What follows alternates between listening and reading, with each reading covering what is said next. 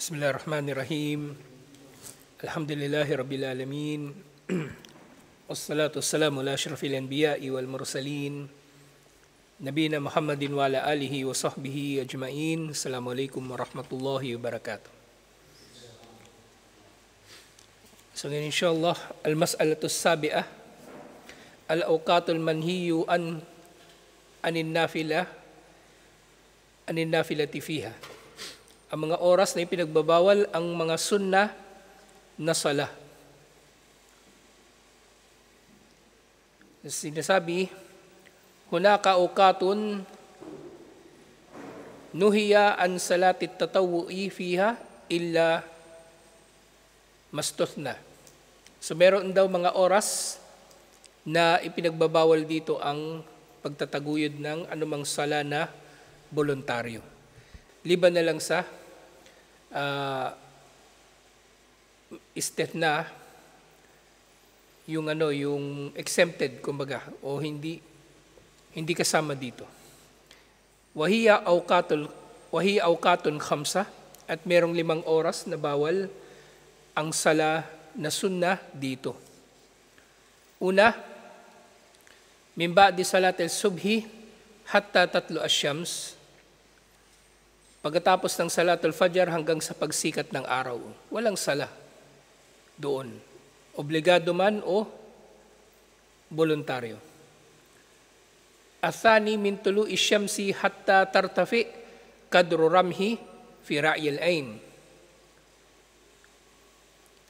Pagkasikat ng araw hanggang sa tumaas ng kaunti ang pagsikat ng araw, hanggang sa ito ay maging kasing taas na ng taas ng sibat. Kumbaga, kung meron kang hawak na sibat, at yung sibat na yun, ang average na height nito, mga 5 feet, 6 feet, kung umabot na siya ng ganong antas, doon lang pwede nang magsala ng duha. Okay, duha o iba pang sunna na sala. Pero habang wala pa yun, bawal magsala. Wathalith, enda qiyami syams, yung katirikan ng araw, yung tirik na tirik talaga yung araw. Nasa ibabaw siya ng ating mga ulo. Kaya ang duhur, ang adan ng duhur, kapag lumubog na ng kaunti ang araw. Arabi, min salatil asri ila gurubi syams. So sa pagitan daw ng asar hanggang sa paglubog ng araw. Walang sala doon. Kung nakatapos ka na magsala ng asar, hindi mo kailangan magsala ng iba pang sunna na sala rito at walang sala na pinahintulutan dito, kumbaga. At pang 5, ida syuri'at fil gurubi hatta tagiba kama taqaddama fil hadith. At yun naman yung mga oras bago lumubog ang araw at pagka lubog nito ng kaunti, kumbaga. Na may kinalaman din ito doon sa oras na bawal ang sala sa panahon ng pagsikat ng araw. Ngayon, bakit nafila ang tinutukoy dito na bawal? Kasi nafila, maaari mangyari kasi sa nafila o voluntaryong sala na magagawa ito ng tao sa anumang oras. Hindi katulad sa mga obligadong sala na mas mainam na magawa ito ng tao ng pinakamaaga. Okay? So maaaring yung tao, ipagpapaliban niya ang oras ng nafila hanggang sa abutan siya ng mga oras na ito na ipinagbabawal ang sala. Pero yun nga, sa mga oras nito, gayon din, bakit nafila ang tinukoy? Kasi ang hangganan ng mga sala na tukoy dito, o ang hangganan ng mga oras na tukoy dito na bawal ang sala ay yung mismong sala. Halimbawa sa asar. Okay? Sa pagkatapos ng asar hanggang maghrib, wala nang sala ang kailangan doon. Pagkatapos ng fajar hanggang sunrise, walang sala ang kailangan doon. So balikan natin yung 5. Min ba'di salati subhi hatta tatlu asyamsu. Pagkatapos ng salatul fajar hanggang sa sumikat ang araw. Walang sunna dito. Walang sunna na sala. Natapos mo ng fajar, tapos mo na yung rak'atay qabla al-fajr, yung 2 rak'a pagkatapos ng o bago yung fajr, 2 rak'a bago ang fajr, wala nang sala ang gagawin dito. May hadith na iniulat nina Imam al-Bukhari at Imam Muslim, la salata ba'da salatil fajri hatta tatlu asy-syamsu. Walang sala pagkatapos ng salatul fajr hanggang sa sumikat ang araw. So ito nga yung sinasabi ko, nafila ang tinukoy sa 5 na ito kasi ang sala na obligado ang isa sa mga hangganan ng mga oras nito. Okay? Yung athani, min tulu'i syamsi hatta tartafi'a qadra ramhi fi ra'yil ain. Bawal magsala kapag sumisikat na ang araw hanggang sa umangat ito o tumaas, sumikat pa ng kaunti. Wa huwa qadru meter takriban. So dito nga yung sibat, sinasabi kung umangat na ito sa paningin mo ng mga 1 meter o mahigit pa mula sa horizon, ibig sabihin, pwede ka nang magsala ng mga sunnah na sala. At gayon din, kung hindi ka pa nakapag-fajr, halimbawa, nagising ka, eksaktong-eksakto sunrise, palipasin mo ng konting oras hanggang sa sumikat pa ito ng konti at saka ka magsala. Anyway, konti lang naman ito na oras. Yung pagitan ng sunrise at yung pag-angat nito ng konti. Nasisabi nga, وَيُقْدَرُ بِالْوَقْتِ بِهَوَالِ رُبْءُ السَّاعَةِ أَوْ ثُلُثُهَا. Na itong panahon na ito mula sa sunrise na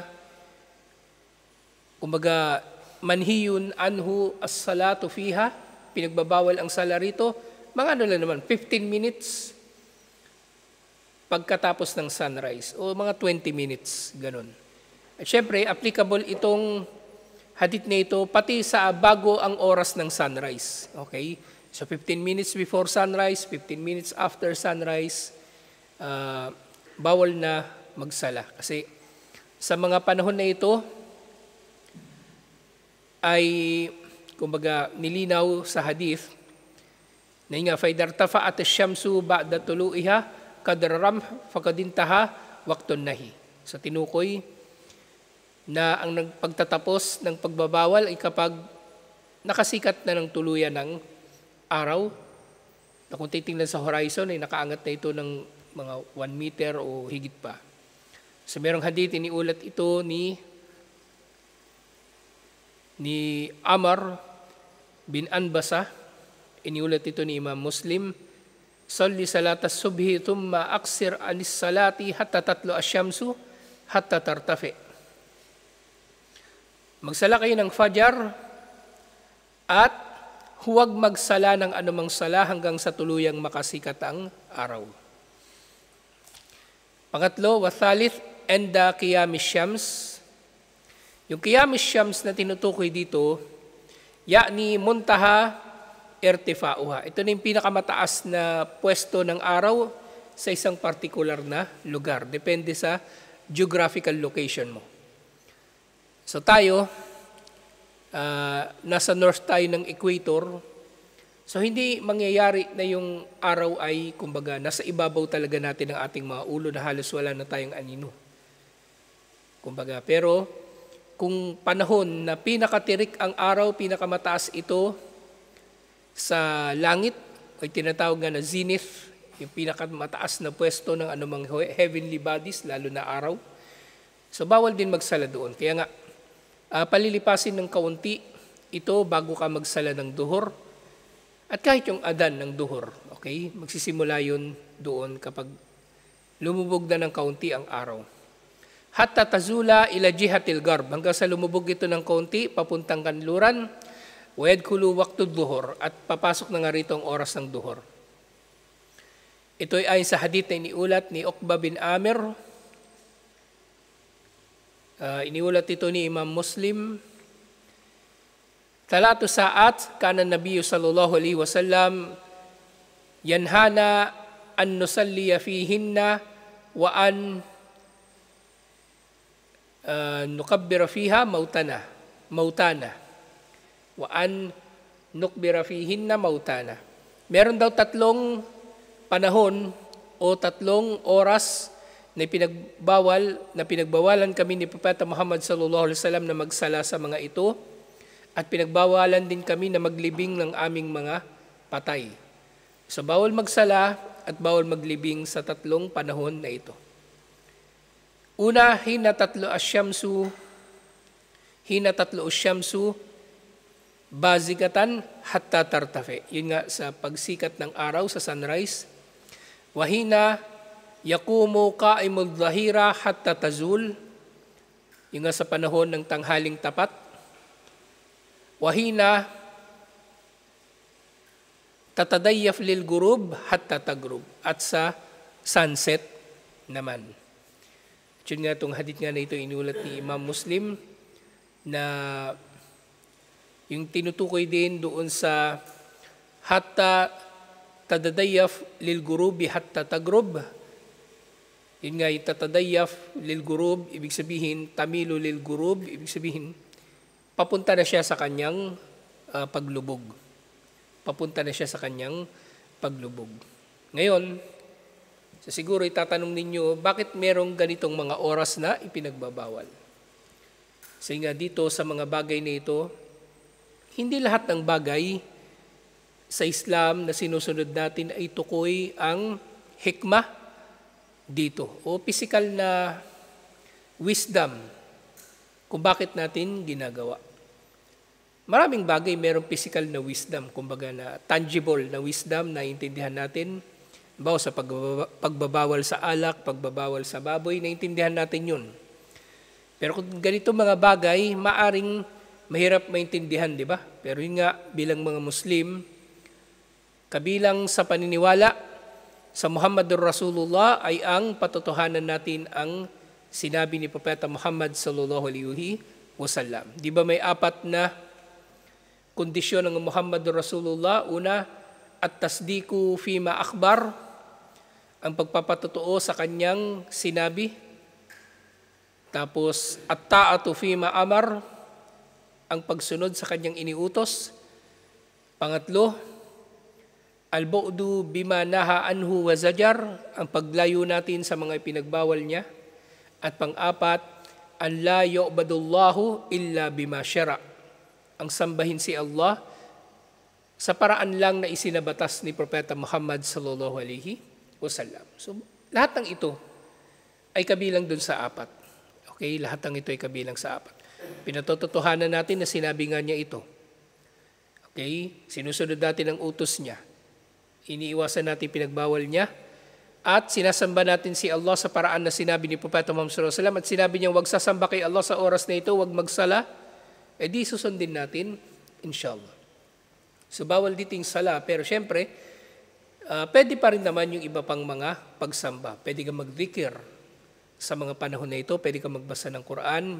Dahil wala namang dalil sa pagbabawal ng mga gawaing yaon sa mga oras na ito. Pang-4, min salatil asri ila gurubi syams. Yung nga mula sa salatul asar hanggang sa paglubog ng araw.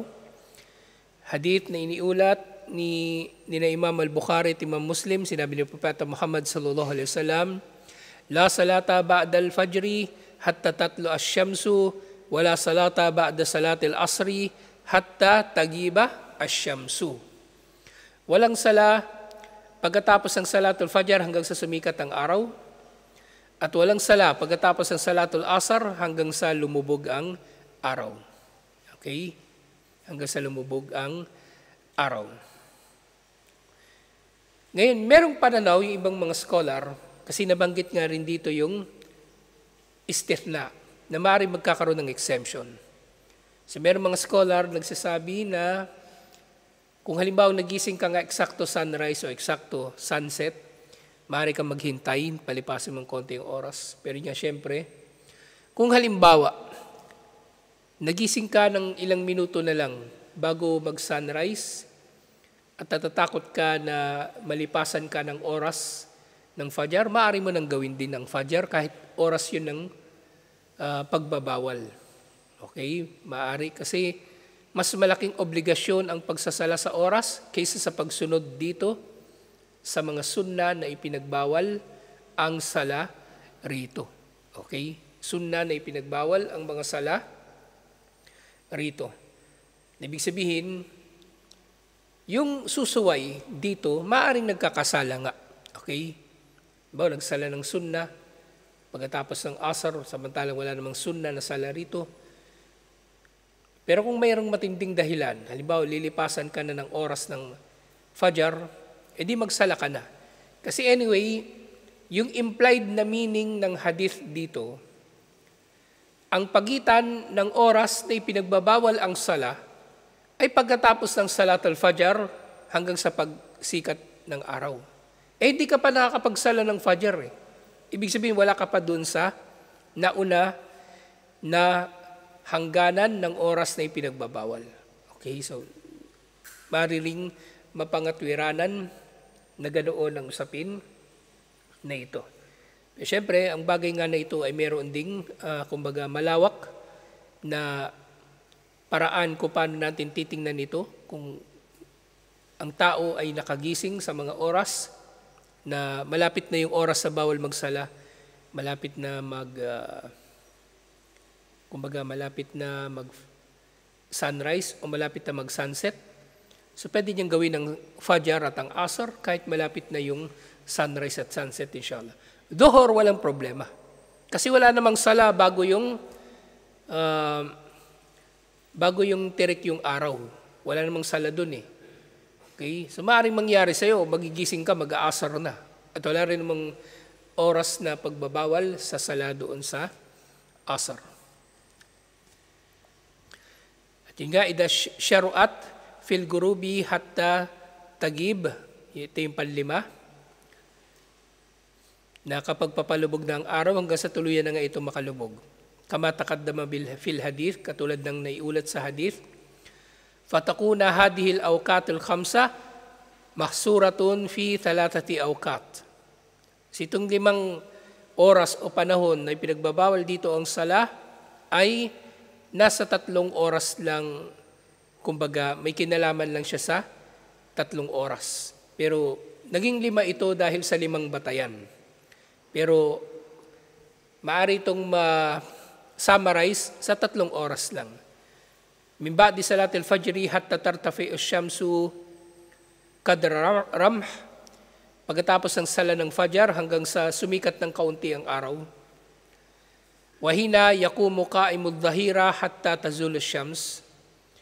Kapag tirik ang araw, min ba'di salatil asri hatta yatumma ghurub asy-syams. Pagkatapos ng asar, pagkatapos ng salatul asar hanggang sa tuluyan ng lumubog ang araw.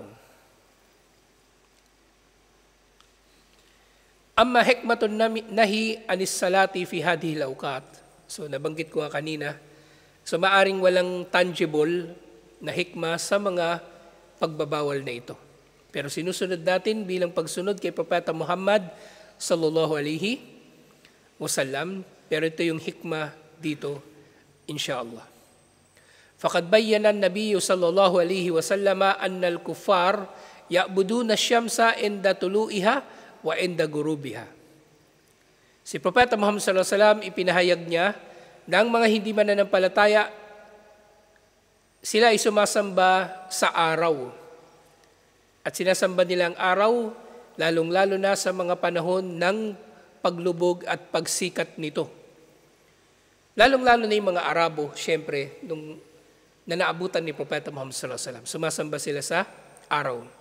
Kaya nga, isa sa mga popular na pangalan ng mga Arabo nung panahon ni Propeta Muhammad sallallahu alaihi wasallam, Abdus Syams, alipin ng araw. Abdus Syams, alipin ng araw. At actually si Abu Huraira, nung pinanganak siya, ito yung pinangalan sa kanya ng magulang niya, Abdus Syams, alipin ng araw. At hindi lang mga Arabo ang sumasamba sa araw. Kahit yung mga Griego, yung mga Romano, sumasamba sila sa araw. At actually, yung kanilang mga festivities nga ay may kinalaman sa posisyon ng araw, kung gaano katagal yung araw at yung gabi.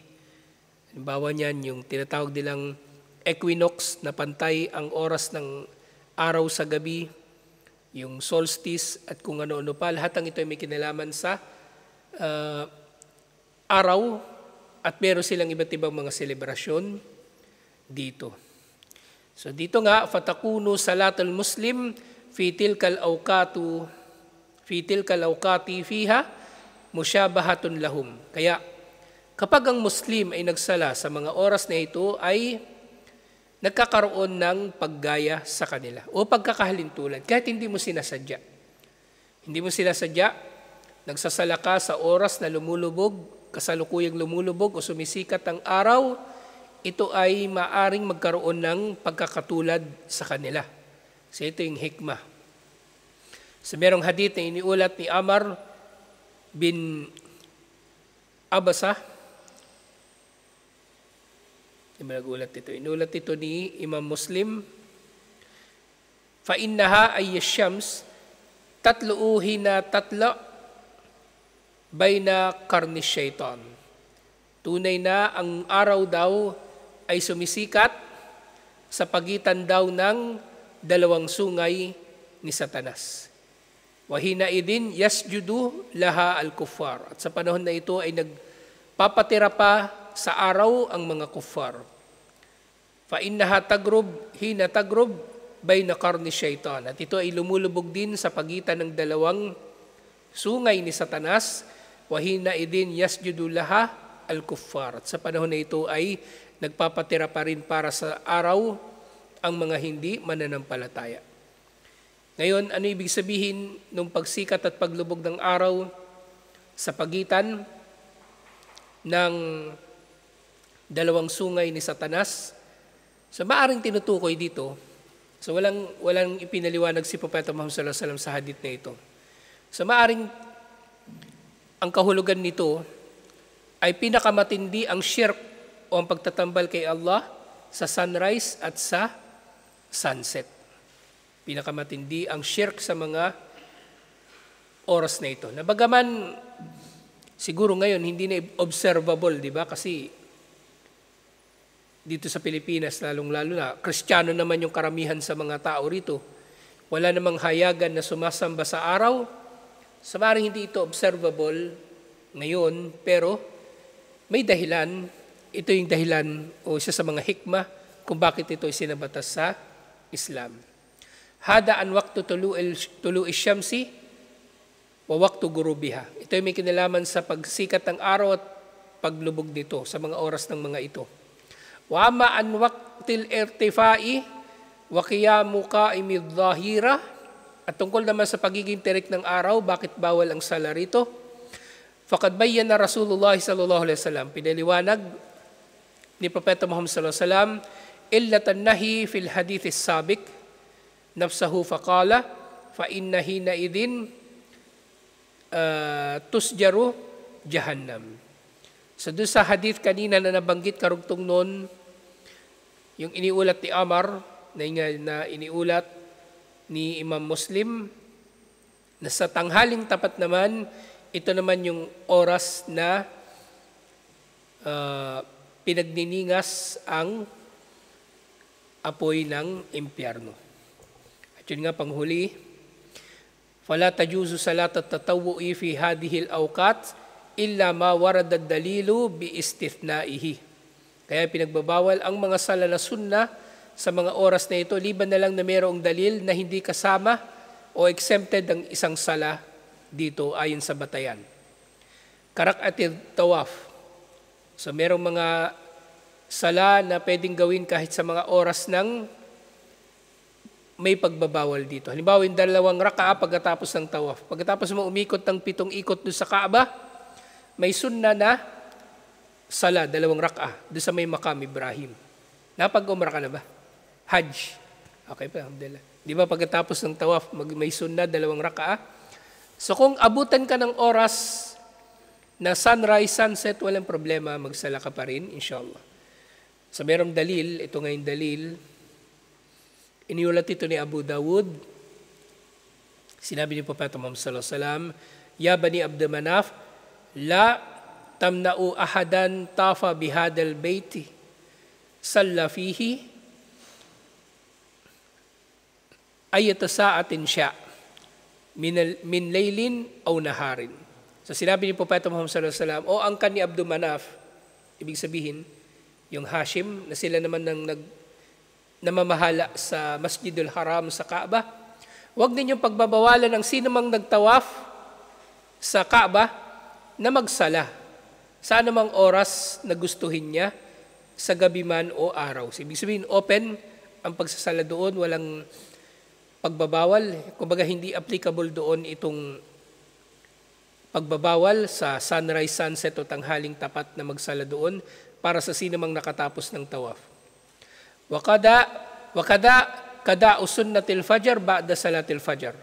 So ganun din halimbawa, hindi ka pa nakapagsala ng 2 rak'a bago ang salatul fajr, di ba? Dumating ka sa masjid, nagsasala na yung jamaa. Sa pagkatapos ng sala ninyo ng fajr, pwede ka magsala ng 2 rak'a. So kabilang yun doon sa pagbabawal, di ba?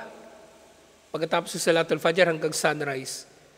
Hintayin mo ba yung sunrise bago ka magsala ng 2 rak'a na sunnah? Hindi na.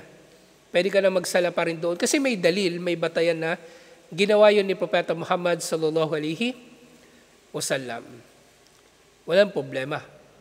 Gayun din, wakada'u sunnatud dhuhr ba'dal asr. Gayun din, hindi ka pa nakapagsala ng sunnah sa salatud dhuhr. Halimbawa, yung bago yung duhur, at pagkatapos ng duhur, ilang rak'a bago yung duhur? 4. So hindi mo yung nagawa, o kahit yung pagkatapos ng duhur na 2, pwede mo yung gawin pagkatapos ng asar. Pwede mong gawin pagkatapos ng asar, walang problema. Wala siyama idha jama'ad duhur ma'al asr. Lalong-lalo na kung pinagsama ninyo ang duhur at asar. Paano mangyayari? Yung halimbawa niyan, yung sala kapag malakas yung ulan, di ba? Minsan merong mga tao na pagsasamahin nilang duhur at asr. Eh di wala ka ng chance na makapagsala pa ng sunnah pagkatapos ng duhur kasi nag-ikama uli para sa asr. Eh di mag-sunnah ka pagkatapos na nung sala ninyo ng asr, walang problema. O kaya kahit sa traveler actually. Sa naglalakbay, oo, pinagsasama yung duhur, asr, pinapaikli, pinagsasama. Pero pwede mo pa rin naman gawin yung mga ratibah. Walang problema. Walang problema gawin mo pa rin yung ratibah kahit pinaikli na ang sala at pinagsama. Walang problema. Okay? Kasi may mga nangangatwiran kasi. Actually, walang batayan yun, sabihin nila. Bakit ka pa magsusunna kung yung wajib ay pinaikli na? Diba? Parang sinasabi nila, wala nang saysay na magsunna kasi yung obligado, pinaikli na, tapos magsusunna ka pa. Ibig sabihin, parang gumastos ka pa ng oras para lang gawin yung sunna. Walang ganong katwiran. Hindi tinatanggap yun. Pwede ka pa rin magsunna, inshallah. Lalong-lalo na yung mga muakkada na sunna. Sa mga sunna na voluntaryo, di ba? Ano yung muakkada? Yung binibigyang diin? Ano? Yung bago mag-fajr, di ba? Kahit nagta-travel, si Propeta Muhammad sallallahu alaihi wasallam, ginagawa niya yun. At yung witir, tahajjud, ganun. So, ginagawa pa rin yung Propeta Muhammad sallallahu alaihi wasallam. So, pwede ba rin magsunna? Kahit naglalakbay, inshallah, kahit pinapaikli yung sala, pwede pa rin magsunna. Wakadhalika fi'lu dawatil asbab minas salawat. At iba pang mga sala na mayroong pangangailangan dito. Kasalatil janaza, halimbawa salatul janaza, matapat ito sa panahon ng sunrise, sunset, walang problema. Walang problema. Watahiyatul masjid, pumasok ka sa masjid, magsa-sunrise o magsa-sunset, edi magtahiyatul masjid ka, walang problema. Salatul kusuf, yung sala kapag solar eclipse, at yung kusuf naman kapag lunar eclipse, walang problema, gawin kahit sunrise o sunset. Wakadhalika qada'ul fara'id, al-fa'ita fi hadhihi al-awqat. Ito na yung sinabi ko kanina. Kapag hindi mo nagawa yung mga obligadong sala, nagising ka oras na ng sunrise, hindi ka pa nakapag-fajr, mag-fajr ka na. Huwag mo na hintayin yung oras. O nagising ka, hindi ka pa nakakapag-asar, malapit na lumubog ang araw, magsala ka na. Huwag mo nang hintayin na lumubog ang araw. At ang dahilan nga dito, li umumi kaulihi, yung batayan dito yung pangkalahatang kahulugan ng sinabi ni Propeta Muhammad sallallahu alaihi wasallam, man nama an salatin aw nasiyaha falyusalliha idza dzakaraha. Sino man na nakatulugan niya ang sala o nakalimutan niya ito, magsala siya kapag naalala niya ito. Ibig sabihin, anytime na maalala mo, kahit sunrise pa o sunset, o kahit hindi ka pa nakapag-fajr, inabutan ka na ng tanghaling tapat, pareho lang magsala ka na. Hindi mo na kailangang hintayin ng oras. Hindi mo na kailangan hintayin ng oras. Wali'anna al-fara'id daynun wajibun al-ada. Wajibul ada. Wali'anna al-fara'id daynun wajibul ada. Dahil ang mga fara'id, ang mga obligadong sala na hindi nagawa ay utang. Utang na obligadong bayaran. Fatuadda mata dzakaraha al-insanu. At gagawin niya ito kapag naalala ng tao. Anytime maalala ng tao, ano man ang kanyang kalagayan, ay kailangan niyang gagawin. Okay? So, syempre, na dapat matutupad yung mga syurut o kondisyon nito, lalong-lalo na nga yung tahara na pinakabinibigyang diin sa mga kondisyon ng sala. So, tutuloy natin ito bukas, inshallah. So, bukas, matatalakay naman natin ang sujudu sahwi at gayon din yung tilawatu syukur. Sujudu sahwi, yung kapag may mali ka sa sala, at tilawatu syukur, sujudut tilawa. Sujudut tilawa, ito yung sujud kapag nakita mo yung simbolo dun sa Quran na may sujud doon. At ito ay, kumbaga, anytime ma-recite mo ito, mabasa mo man ito o mula sa mushaf, mabasa mo ito mula sa mushaf, o nabasa mo ito mula sa pagre-recite, mula sa memorya o sa sala, magsusujud ng sujudut tilawa. At yung sujudu syukur, lilinawin din natin. Kailangan ba ng wudu sa sujudu syukur? Kailangan ba humarap sa kibla sa sujudu syukur? Lilinawin natin ito bukas, inshallah. So hanggang dito na lang. Assalamualaikum warahmatullahi wabarakatuh.